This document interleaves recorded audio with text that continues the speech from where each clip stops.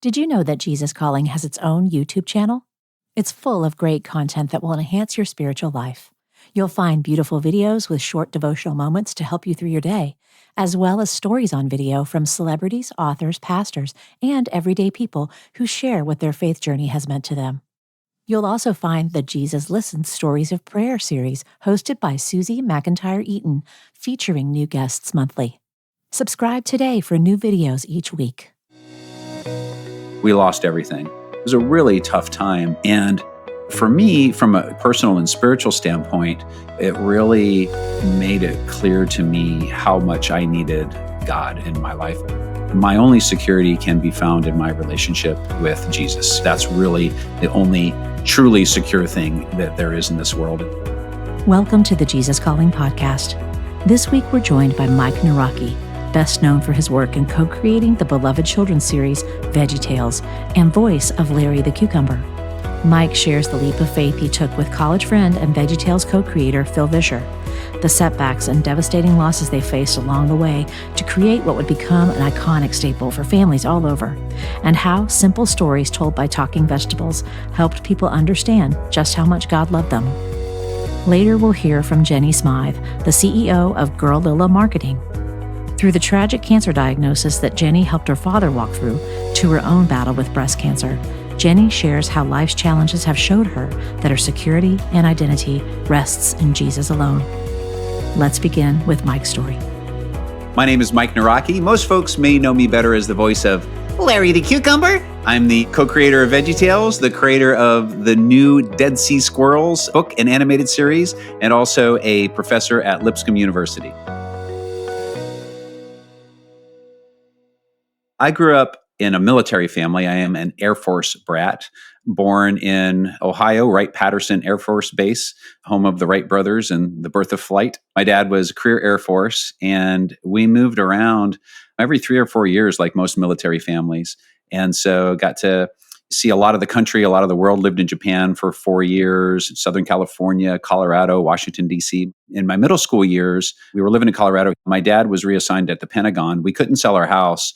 And he ended up moving in with his commanding officer, who was a really strong Christian. And so my dad moved out. He was gone for quite a while because we couldn't sell our house.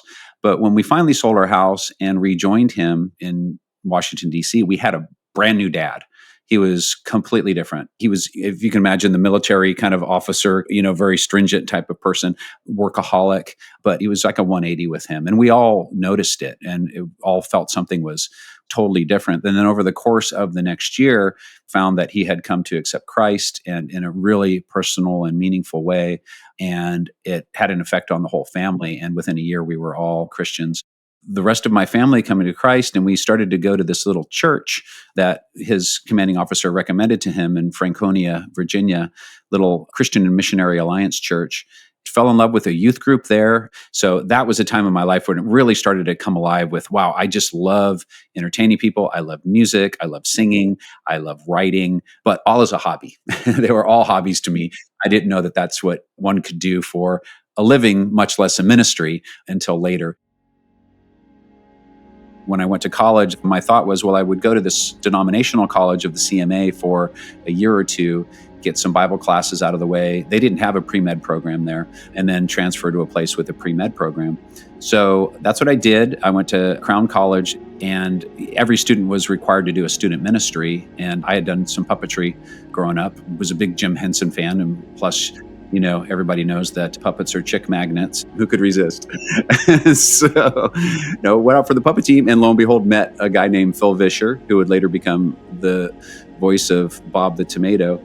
And we just started writing and performing, and we like to say roaming around the Minnesota countryside, scaring the Baptists with our puppets. We shared a similar sense of humor, just had a really great time. He wanted to go to film school. I wanted to go to medical school eventually, and they didn't have a film program at this college either. So we were very aligned in terms of, okay, we're only going to go there for about a year or two. We both ended up there 3 semesters, a year and a half. So I went back to Colorado, where I was from. He went back to Chicago, where he was from, to regroup. And then we're going to move out to California to be roommates, him to go to film school, me to go to pre-med. He ended up landing a job. He did an internship. They offered him a job in Chicago, and he took that. And so all of a sudden I was roommateless in my quest to go out to California. I'd gotten into a couple schools out there already, but I felt like, okay, I don't want to go out there by myself. There's plenty of places to do pre-med in Chicago. And so I packed up everything that I owned in my 1980 red Ford Fiesta and drove out to drove out to Chicago. And so just started working odd jobs. I wanted to get residency in Illinois to afford tuition at the University of Illinois Chicago, which is where I ended up going. And I then landed a job that came open at the post house that Phil was working at as a graveyard shift VHS tape duplicator. So on the night shift, I would hit record on a 2-hour VHS cassette and then stop. And, so I had a lot of time in between to sort of start to read manuals. And I was kind of a techie computer guy. Phil and I were having so much fun creating, and we felt like with all of this new technology emerging, particularly computer animation, which was just coming out, we felt like if we could create really simple characters to tell stories, kind of like what we did with puppets, that there could be a big need for that. And so we created a promo for what would become VeggieTales. Meanwhile, I graduated, I applied with a Peace Corps, I got in with a Peace Corps, and the same month, Phil came back, said, hey, we've got funding for the first show. So I was going to go to Africa for 2 years and teach biology and then come back and go to medical school. That was the big plan.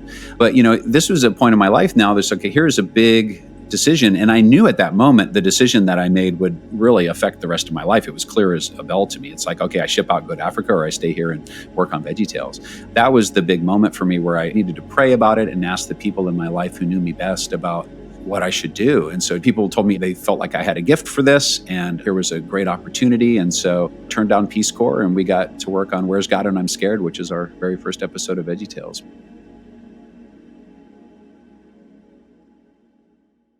VeggieTales was the very first animated series, computer animated series to come out. We sold the show by taking out ads in Christian parenting magazines, to advertise these VHS tapes. And so we got about 500 orders and sent those out. Obviously, I think we raised about 60 grand to make the first show.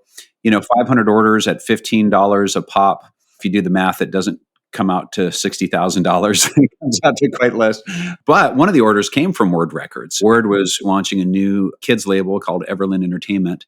By February the next year, we signed a distribution deal with Word. And so we would get advances on distribution and make the shows. I remember when we finished the first show, it was such a Herculean effort to get it out the door and get it to people in the mail by Christmas.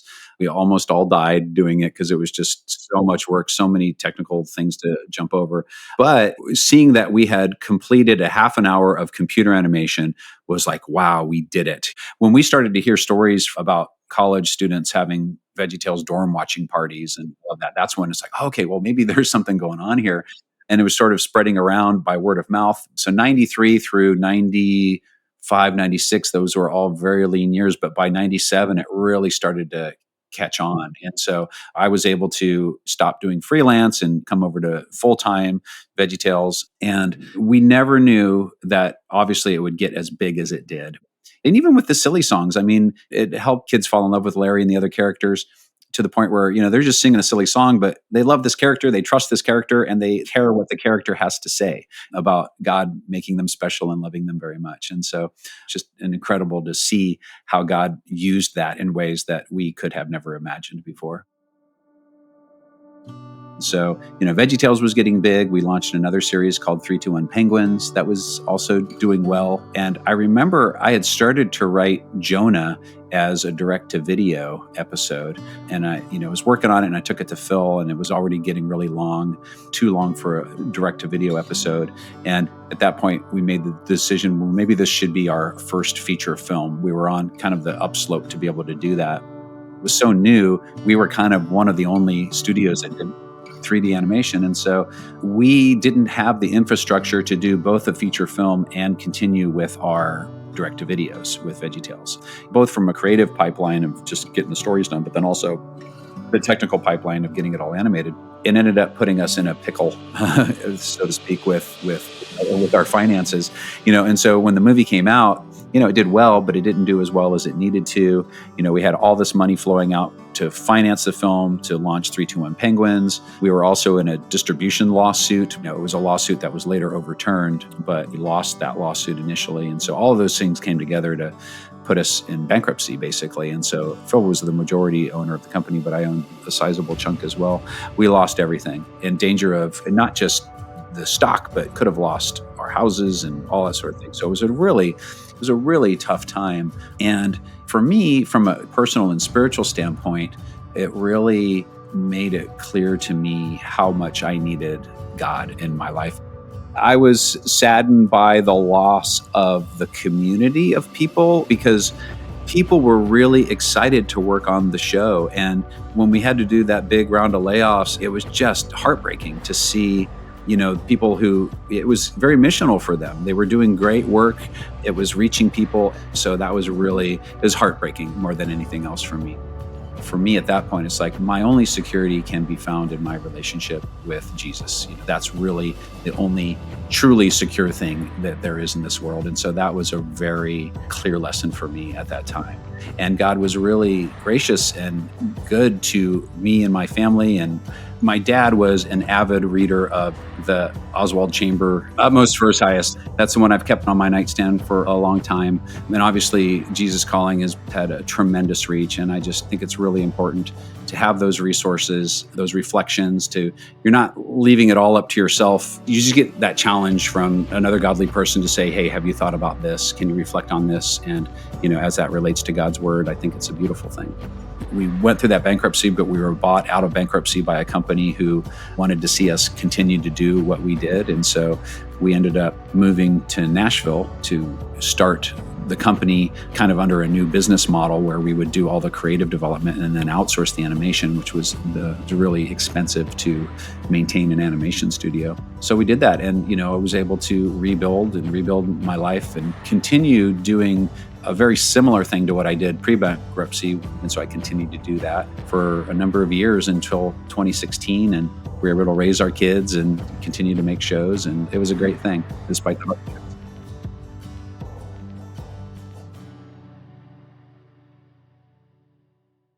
I, for many years, was trying to think of, okay, what would it be like to come up with a show idea to be able to tell more New Testament stories, more gospel stories in a way that is really fun and relevant for kids of today. And so the general concept was Encino Man meets the Dead Sea Scrolls. What if you brought two characters from the first century into the modern day, and then the bad pun, Dead Sea Scrolls, obviously, was right there. And it ended up getting a 6-book deal out of it. And then the 6-book deal turned into a 12-book deal as the book started doing well. In the meantime, I had coffee with my good friend Steve Taylor, whom we'd worked with on a couple of VeggieTales movies with Pirates and then also Jonah. He had written a couple songs for those. Steve was a filmmaker in his own right, and he had started a film school at Lipscomb University. And so Steve asked me if I had ever considered teaching, and I was a little unsure of how to do that. But he said, tell you what, why don't you come over? You can be our artist in residence and actually go through our MFA program in film as well. And so that's what I did. So graduated 2019, started teaching full time. I have a bachelor's in biology, a BS in biology, BA in history, and then the MFA. Sometimes my students call me Dr. Nawrocki. I'm not a doctor, but I don't stop them from calling me that. So I was like, whatever you want to say. So teaching over there, writing the books, and then Steve and I just started to think, well, what would it look like to create a pilot for the first book? Could we get the money for that? So Steve was actually able to raise some money for a pilot that we produced using the school partially as a production unit. And that ended up being a perfect thing to carve out for a student animation team to do. And then we partnered with an animation studio out of New Zealand to do the rest of the show. We had worked with Matthew West on a silly song before, and I called Matthew and said, hey, Matthew, you want to be our singing Jesus? And he's like, sure, I do. And so he's great. So he does a number of songs. Mac Powell is in there as John the Baptist. Ellie Holcomb is in the show. So it's just really neat to see the caliber of talent that's come alongside to be in this with us. It's really neat to see kind of everything coming together. And really the heart of the show, my wanting to do this in the first place, was to share more of the gospel story, tell more New Testament stories, and share the gospel message with kids. And that's what we've been able to do. I run into young adults all the time now who the line that I'll get from them was VeggieTales was my childhood, which is just such a powerful thing to hear, that the stories that we told affected them so much that it's become so much part of how they grew up, which is just really humbling to see that. To learn more about Mike and his work, please visit MikeNawrocki.com and be sure to check out the Dead Sea Squirrels show on GoMinnow.com.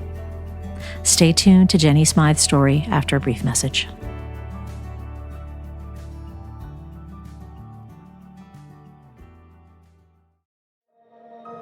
For over 20 years, readers have discovered the joy of spending time in the presence of the Savior with the much-loved daily devotions in Jesus Calling. Now, in the Jesus Calling Commemorative Edition, you'll feel comforted by words of hope and encouragement and be reassured of Jesus' unending love through author Sarah Young's words of gentle guidance that are rooted in Scripture. In this deluxe edition, you'll find samples of Sarah's original handwritten devotionals, 12 new devotions she penned before her passing, letters from Sarah to readers for each month of the year, and a touching tribute from Sarah's daughter. Experience a deeper relationship with Jesus as you savor the presence of the one who understands you perfectly and loves you forever. Find the Jesus Calling Commemorative Edition today at your favorite retailer or get 30% off your purchase at faithgateway.com.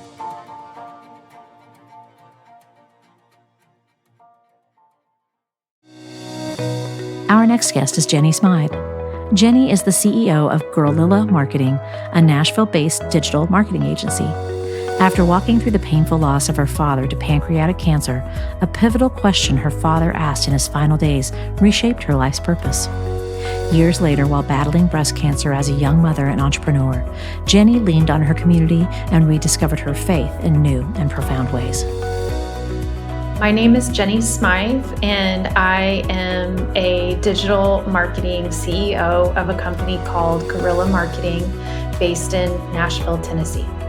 I was born and raised in Denver, Colorado in the late 70s, and my father was an oil company executive, and by nature, we moved around quite a bit. So I was lucky enough to live in several cities in the United States, including Denver, Phoenix, Tulsa, and then later Los Angeles.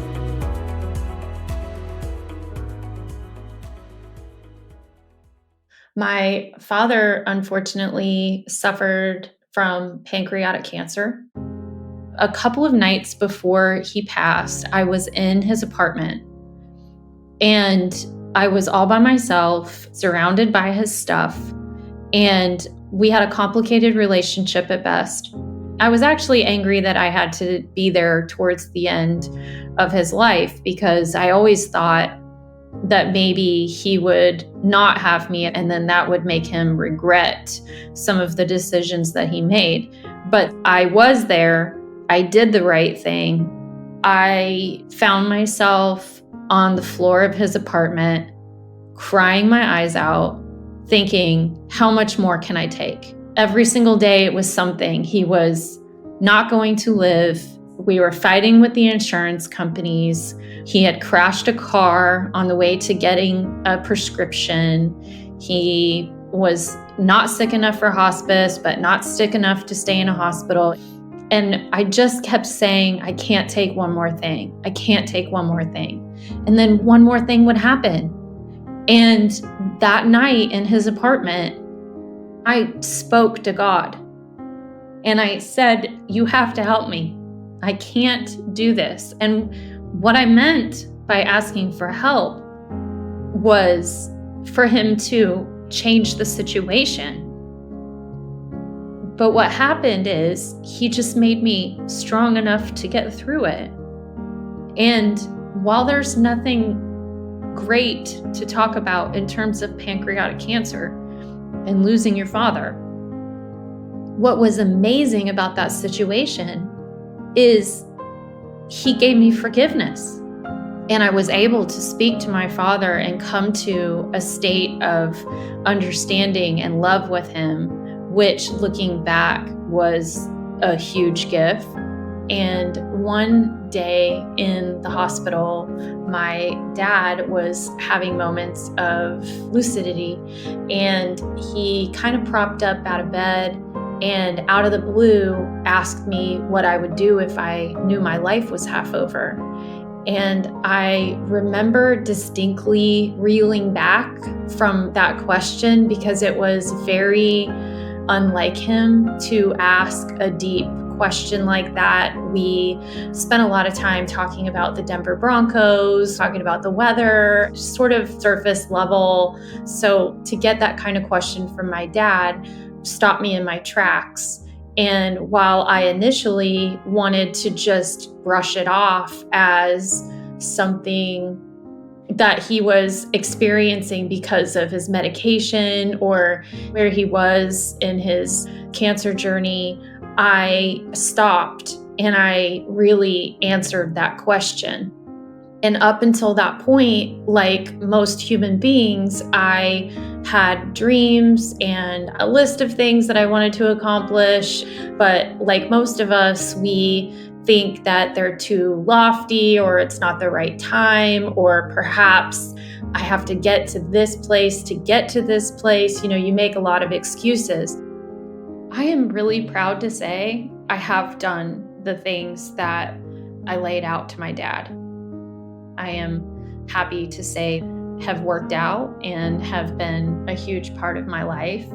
And I can't help but think that my dad speaking to me in that time was a little bit of a divine intervention. And I am forever grateful for that. So when my dad passed, we had love. And that just changed my life in one moment.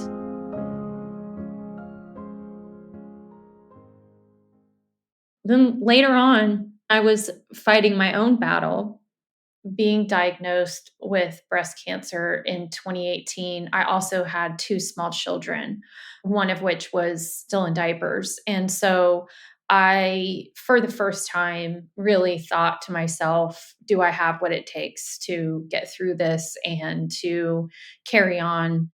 I have to be honest with you. I was very angry at God, and I felt abandoned. And I had felt that way for years.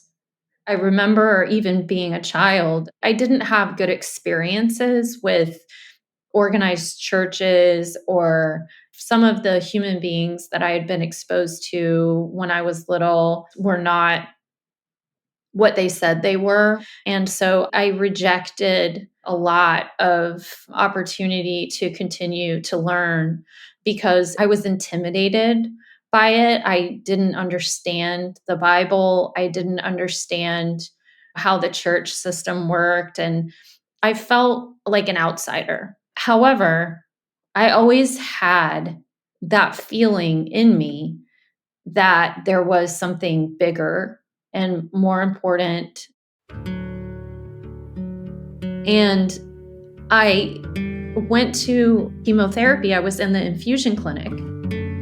And a nurse who did not know me walked up to me and gave me the little brown copy of the Sarah Young Devotional.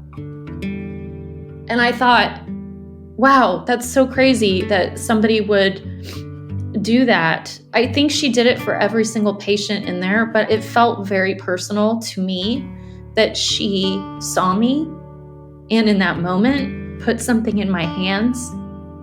And so I went home and I started reading that every day.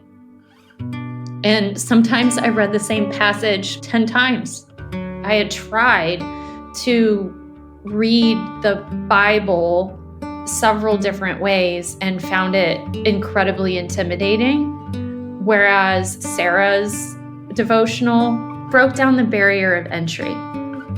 Certain passages or certain paragraphs would really speak to me, and then I was able to kind of research from there.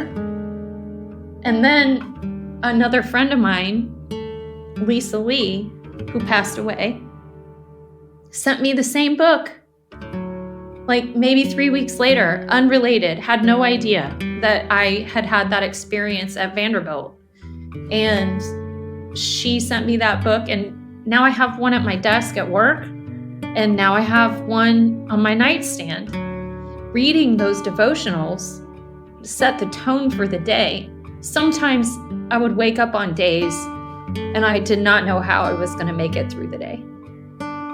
And those little devotionals did it. And then as a business owner, as a boss, as an entrepreneur, I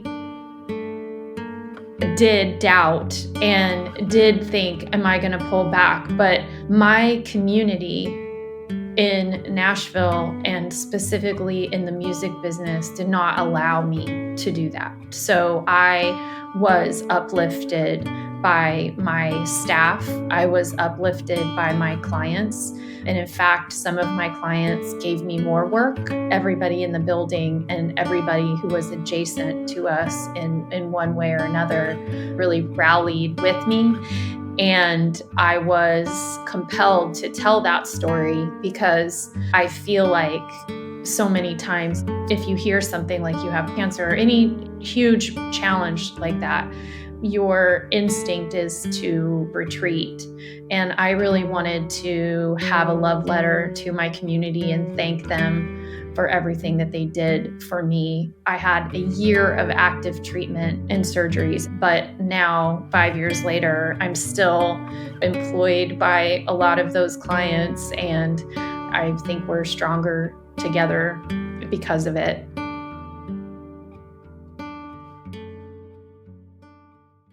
I think it's a transition because as I was able to get better physically, I was also able to recognize all of the amazing things that I had. And you appreciate so much more when you've been faced with adversity like that. And so after about 2019, I just decided I wouldn't have any bad days. I might have bad moments. I certainly still get angry and emotional, say the wrong things, don't do the right thing by being a parent or a boss or normal human behavior, but more of a place of appreciating that I woke up that day and I had the opportunity to make it the best day of my life. Be brave to share your story, no matter how embarrassing, or if you have shame, or if you are really proud of yourself and you just want to celebrate your wins, that's okay too. And to give thanks during those periods of time as well. It's such a beautiful gift to be able to listen to people and learn from them and be inspired by their stories. And it's really important to show up when you are vulnerable and when you are struggling, because you can really help people. I'm reading from Sarah Young's Jesus Listens, January 2nd. Beloved Jesus, trying to depend on only you sometimes feels like walking on a tightrope. Yet, I don't need to be afraid of falling because your everlasting arms are a safety net underneath me. Please help me to be looking ahead of you, Jesus. I know that you're always before me, beckoning me on one step at a time. As I spend quiet time with you, I can almost hear you whispering, "Follow me, beloved." In your precious name, amen. To learn more about Jennie Smythe, visit GirllillaMarketing.com and be sure to check out her new book, Becoming Girlilla, My Journey to Unleashing Good in Real Life, Online, and in Others, at your favorite retailer. If you'd like to hear more stories about rooting our security in Jesus, check out our interview with Brandy Rhodes. Next time on the Jesus Calling podcast, we'll hear from the founder and CEO of One by One, Becky Murray. Becky shares how a desire to fight injustice led to a career on the front lines of global humanitarian work and how small acts of kindness can change the world. I think as long as our eyes are constantly fixed on Him, that makes all the difference, because it takes your eyes off the mountain and puts them on the one who can move those mountains.